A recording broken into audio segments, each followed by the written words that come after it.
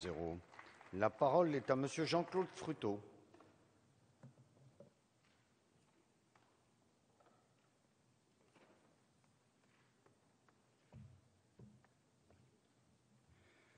Monsieur le Président, Monsieur le Ministre, Messieurs les rapporteurs, chers collègues, le budget des Outre-mer que nous examinons ce soir est le premier de ce gouvernement. Et force est de constater, moi je le constate avec plaisir, que malgré les contraintes budgétaires, les engagements pris par le Président de la République sont respectés. En effet, après le changement de majorité qui s'est opéré au mois de juin dernier, c'est à travers ce budget un véritable changement d'attitude à l'égard des Outre-mer.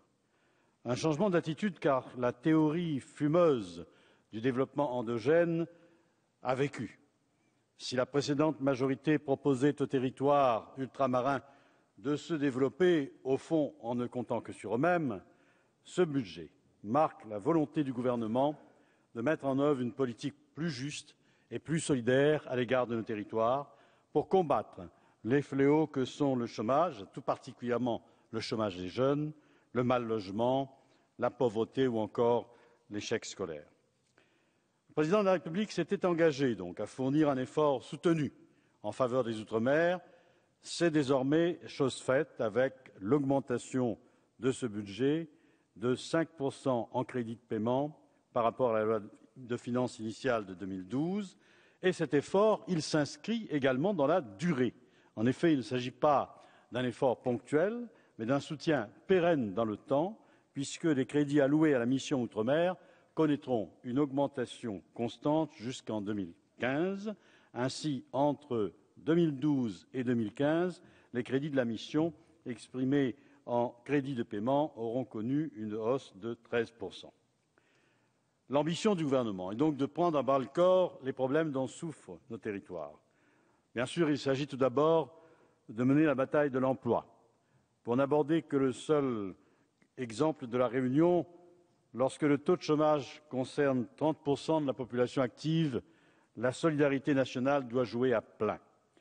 Les 126 000 demandeurs d'emploi de catégorie A, chiffre d'août 2012, dont seulement 58 000 perçoivent l'assurance chômage, attendent une action forte qui leur permette d'espérer un retour à la vie active. Et cette aspiration est également partagée par les quelques 80 000 bénéficiaires du RSA. L'insertion professionnelle des jeunes en situation d'échec constitue aussi une priorité. Et si la précédente majorité avait fait des annonces quant au doublement des effectifs du SMA, les financements se faisaient attendre. Cette majorité rendra donc cette ambition concrète puisqu'elle programme le doublement d'ici 2014.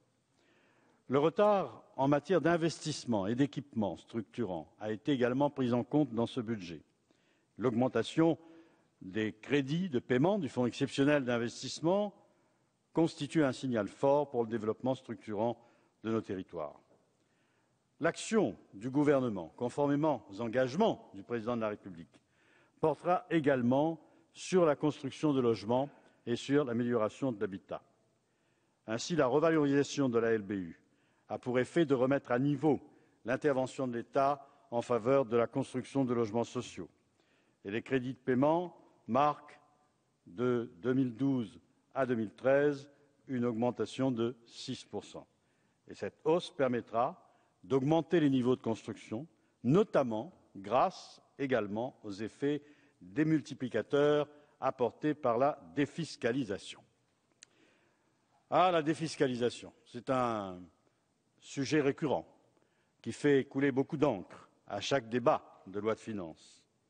Je voudrais profiter de cette intervention pour rappeler quelques vérités essentielles. Premièrement, l'effort national pour la réduction des déficits, qu'on nous oppose souvent, il faut répéter que les Outre-mer y participent depuis bien longtemps. De coup de rabot en coup de rabot, les dépenses fiscales ont considérablement diminué ces dernières années. Deuxièmement, les différentes réformes apportées au dispositif de la défiscalisation ont moralisé et rationalisé ces dispositifs. Troisièmement, ces mesures, qui passent pour des niches vues de l'Hexagone, constituent aujourd'hui, à peu de choses près, l'essentiel du soutien de l'État à l'investissement productif dans les Outre-mer et à la construction de logements sociaux.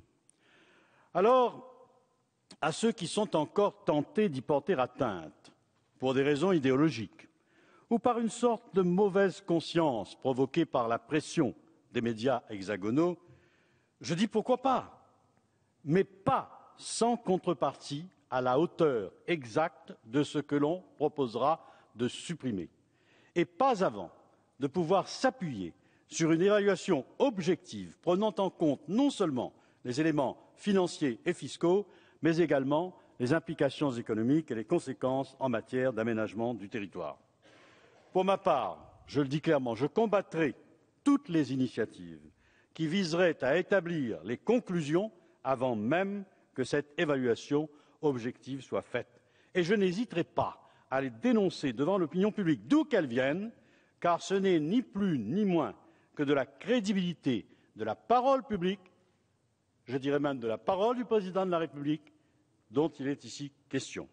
Alors j'ai bien entendu, Monsieur le Ministre, le message clair que vous avez délivré au nom du gouvernement et j'espère que la représentation nationale vous entendra.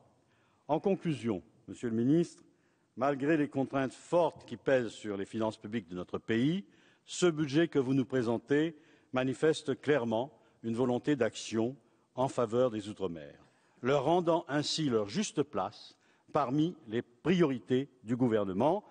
C'est donc sans état d'âme que je voterai ce budget. Je vous remercie. Merci, Monsieur